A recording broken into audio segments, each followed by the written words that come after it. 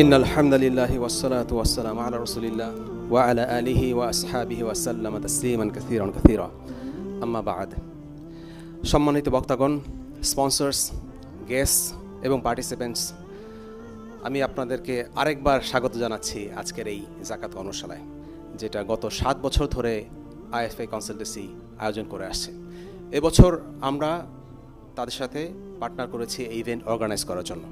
আলহামদুলিল্লাহ, আমার কাছে পার্সোনালি মনে হয় যে আপনারা যারা আসতে পেরেছেন, মানে আমরা যারা আসতে পেরেছি, এটা একটা তৌফিকের ব্যাপার আজকের ইভেন্টে উপস্থিত থাকার জন্য।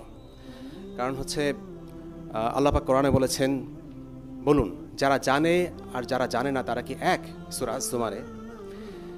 আজকের এই ইভেন্টে আসার আগের মানুষটা এবং ইভেন্ট থেকে যাওয়ার পরের মানুষটা ডিফারেন্ট হবে। যেই জ্ঞানটা এখান থেকে আপনারা নিয়ে যাবেন সেটা অবভিয়াসলি আপনাদের আগের মানুষটাকে পরিবর্তন করে দেবে। আমাদের সমাজে যাকাত নিয়ে যে পারসেপশনটা, সেটা হচ্ছে যাকাত তো 2.5%, আর জানার কি আছে, তাই না? আসলে এখানে প্রচুর প্রান্তিক ইস্যু থাকে, এজ কেস যারা বলি আমরা ইংলিশে।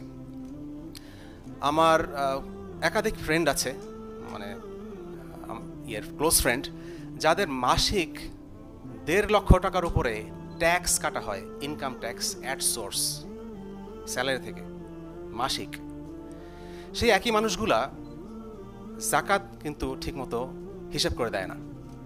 এই 1.5 লক্ষ টাকার মতো ট্যাক্স দেওয়ার পর তারা একটা first class citizen, tax paying citizen, এই একটা অ্যাকমপ্লিশমেন্ট, সেন্স অফ অ্যাকমপ্লিশমেন্ট বোধ করে।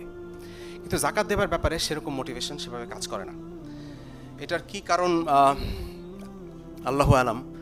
সো আমাদের যে জিনিসটা আমরা খুব ফিল করি, এমএসসি, আইএফএ কনসালটেন্সি, যাকাতের ব্যাপারটা আমাদের লাইফ স্টাইলে নিয়ে আসতে হবে। লাইফ স্টাইল, আমরা যেমন ভাত খাই, ডিনার করি, যাকাত একটা অ্যাজ এ ইবাদত আমাদের লাইফ স্টাইলে ইন্টিগ্রেট করতে হবে। আমাদের কোনো যখন বাচ্চা বড় হয়, তার ফার্স্ট ইনকামের যখন নিসাব পার হবে, সে যাতে অপেক্ষা করে কবে আমার নিসাব পার হবে, আমি যাকাত দিতে পারবো।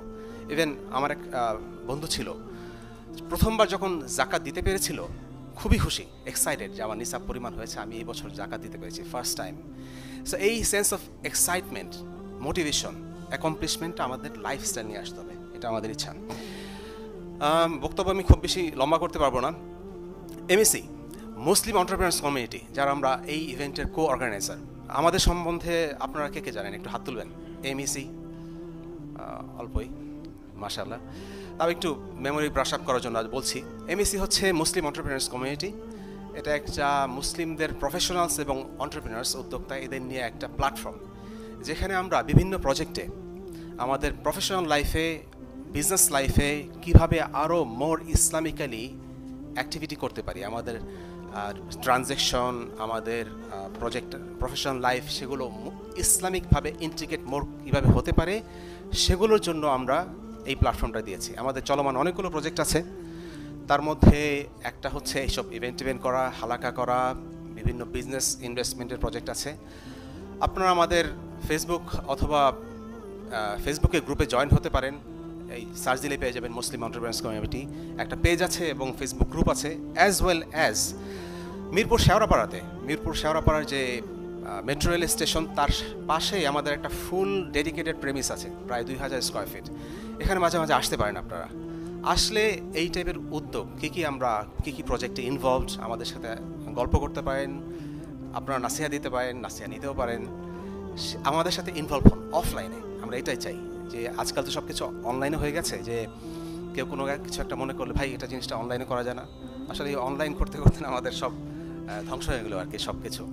সো আপনারা আমাদের ইয়েতে আসেন, প্রেমিসে আসেন, মিরপুর শেওড়াপাড়ার মেহফিল কনভেনশন সেন্টারের 7 তলায়, লিফটে 6, সেখানে মাঝে মাঝে আসেন। মঙ্গলবার আসতে পারেন, বৃহস্পতিবার আসতে পারেন, আমরা প্রেজেন্ট থাকি মাগরিবের পর থেকে। এই টাইপের আরও অনেক প্রজেক্ট আমরা করছি। আপনারও যদি কোনো প্রজেক্ট থাকে যেটা আপনি ওন করতে পারেন, বাট কিছু লজিস্টিক্যাল সাপোর্ট দরকার, সেগুলো আমরা ইনশাআল্লাহ দিয়ে ইন্টিগ্রেট করে সামনে নিতে পারি এই আইএফএ কনসালটেন্সির মতো। সো আজকে অনেকগুলো সেশন হবে, সেশনগুলো ইনশাআল্লাহ আপনারা তো এনজয় করবেনই। আমরা আশেপাশে আছি, যদি মাঝখানে কোনো ব্রেকে আমাদের সাথে আলাপ করতে হয় সেটা করতে পারেন। এই প্রত্যয় নিয়ে আমি আমার বক্তব্য এখানে শেষ করছি। ওয়া আখিরু দাওয়ানা আলহামদুলিল্লাহি রাব্বিল আলামিন। আসসালামু আলাইকুম ওয়া রাহমাতুল্লাহি ওয়া বারাকাতুহু।